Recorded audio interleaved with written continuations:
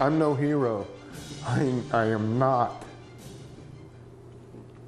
I think my God, my Lord, protected me and gave me the skills to do what needed to be done.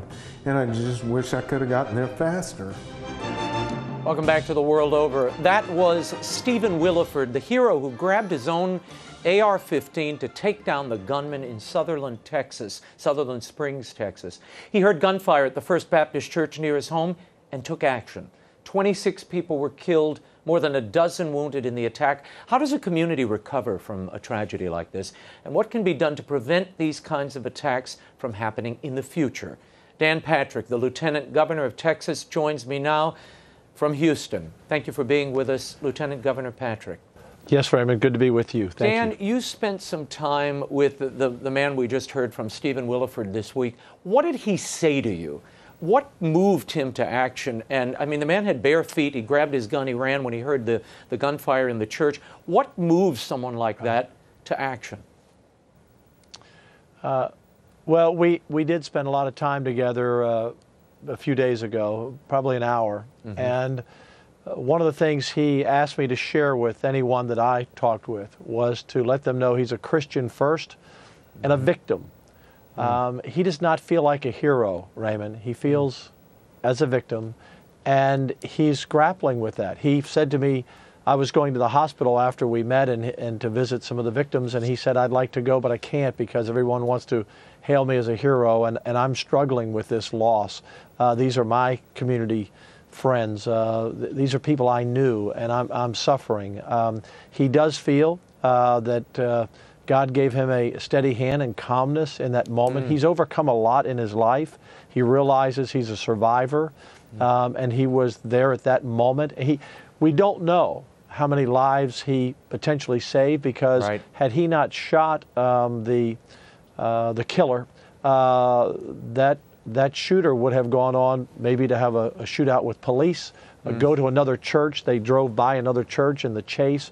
So all we know is he was called at the right time there to take out an evil person who went pew by pew slaughtering people who were there simply to pray on a Sunday morning. Yeah, one of the survivors in the Washington Post the other day said she was consoling a dying fellow parishioner, and this guy was walking down the aisle with the AK shooting people again to make sure they were dead, and it was only the shots from Mr. Williford into the church that stopped him, drew his attention, and then the shooter left. So at least one life, probably multiples in that church he saved, to speak of nothing of the others who were, who he might have encountered outside. I want to move on to the other victims you spoke to at the hospital. I know you spent some time with them. How are they coping with this? How do they process this, particularly as people of faith? There are some looking in who would say, look, these people are in deep prayer. They're at Sunday worshiping God, and they've been permitted to die, and they somehow look to God and say, He allowed this to happen. What are they telling you, and what would you say? Well, the first thing, I was in the hospital within 48 hours of the shooting, and the thing, to be honest with you, Raymond, I had not thought through. I just wanted to be with them. You know, my pastor told me a long time ago that when you go to visit people, whether it's at a funeral service or somewhere in the hospital, just being there. You don't have to say a lot, just being there, letting them know you care. And so I try not to say too much, and but I had not thought through the fact that these people have been in surgery and under anesthesia.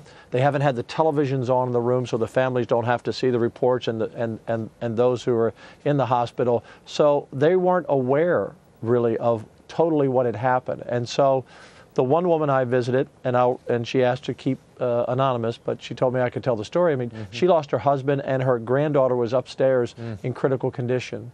And she said, I lost 80% of my friends that day and my family members.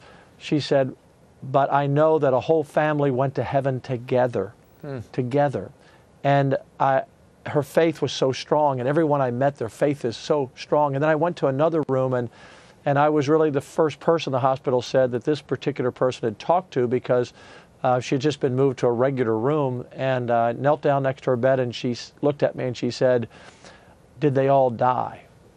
And I really didn't know what to say at that point. And I said no, but some did. And I remembered what the First Lady had said to me. I said, but a family from your church went to heaven together. This is just an immense tragedy, beyond anyone's belief. When you have one family that loses 8 members and multiple families lost multiple members, when you have children shot babies multiple times. I visited a 5-year-old who was asleep when I was in the room, but I visited with his mom. And what we've seen through this, Raymond, is the most incredible witness for Jesus Christ that I have ever seen in such a horrendous moment. This town is unified together. A pastor shared this with me, and I asked if I could share it, and he said yes. And he said, Jesus came to us with one lone star bright in the sky. And now the Lone Star State is standing on the faith of his promise of being there for us, and knowing that we will be with him in heaven as believers and our families will be together again. Powerful statement. Lieutenant Governor Patrick, I want to get into something we're hearing here in Washington, D.C., and really in certain media parlors. Media establishment figures as well as politicians casting aspersions upon media and political types, casting aspersions on people of faith and prayer in particular. Listen to this. Thoughts and prayers didn't stop a troubled person from buying assault-grade weapons that took the lives of 26 people. Thoughts and prayers are not going to stop the next mass shooting. Lieutenant Governor Patrick, your thoughts on the answer here. They're setting this up as being a contest between faith and political action. Your thoughts on this? Well, as a Christian first, before I'm an elected official or anything else, I'm a Christian first in my life, and I have to pray for others who don't understand the power of prayer. The Bible tells us we have to pray for our opponents, our enemies, and not that all of these people are our enemies, but many of these people in mainstream media, and I'll just say this clearly, in society in general, just aren't where you are and I am and your audience is in our faith, and they don't understand. They don't understand, as the one family member who lost 8 family members said, it is not up for us to understand God, but to trust God. Non-believers just aren't at that point in their life, and so they scoff at prayer. They mock those of us who are believers, whether you're a Jew, you're a Muslim, you're a Christian, a Catholic, Protestant, it doesn't matter. People of faith are mocked all over the world today. And as Christians, we are in danger all over the world today. Look, this clearly appears to be, right now, an early information, obviously a domestic issue. But this was an evil person who hated Christians. He didn't just look for his mother-in-law, who it appears that she went to that church. He was not there that morning. Right. But he killed everyone in that church. He was angry at God. And the only thing that will get us through this is the love of Jesus Christ. Legislation, all of those things will be reviewed at another time and looked at. But prayer, we as believers know that is what sustained us. Our belief in Jesus Christ and his promise of the Gospels. That's what gets us through times like this. Dan, nothing else can. You just mentioned something there, and I want to pick up on it. And I'm sorry, many others don't know that. We're hearing little of the motivation of the shooter. You said there that you believe beyond the domestic tension that might have been in the home, it was certainly his mother-in-law that drew him to the church, that to be his target, that he was angry with God. Is that what law enforcement is leading you to believe? No, that's just Dan Patrick, Lieutenant Governor, speaking. I'm not saying that, look, they're still working through all the motives. I'm saying that what I see in this country today, I post scripture on my Facebook page every Sunday. I've done it for years. And in the last few years, even simple scripture is mocked. I know, and you all know this who work on this network. You know the haters are out there. There are people angry for many reasons. There's this mocking of believers and this violence, and I think social media plays into this. It allows people to voice their angry thoughts, and I hope social media did not play a part in this. This person was obviously troubled for a long time, but this was an act of evil. And the reason I believe, and I said it earlier the first day, I said, when you see someone go into a church, pew by pew, and gun people down, who have done nothing to him, what is the commonality between them? They are Christians. They were in church praying. He killed them, and that says to me that this was someone who had whatever the family issues are, and all of that will play out in time, but this was a person who didn't go in there to target one person. Right. He went in there to target believers. It's very clear. I need to ask you this just before I run out of time.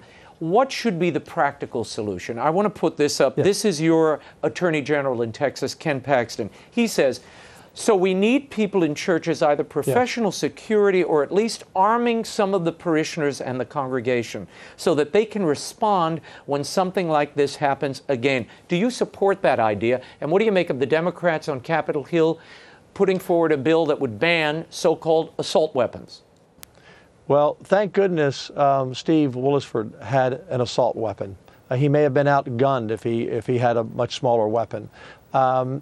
The guns aren't the issue, it's the evil people that have them. We passed a law this session, Raymond, this very session we just wrapped up in June, that says that anyone who has a concealed carry, and you have to be over 21 and pass a background check and no criminal issues. In fact, we did not qualify this killer for concealed carry. We turned him down because he tried to get one. So if you pass the background check, we passed a law that you can serve as a security officer in a church. But we have many churches already who have off-duty police officers, retired police officers, and in Texas, if you have a concealed carry and the church allows it, you can carry a weapon. Where we see massacres like this, we see gun-free zones. And we need, in this day and time, to understand that Jesus Christ protects us for eternity, but while we are here on earth to protect us from evil, besides God protecting us, we have to do the simple and common sense things to protect our families wherever we are. Your thoughts on that Democratic proposal to ban assault weapons? Would you support that? No, I don't support it. Again,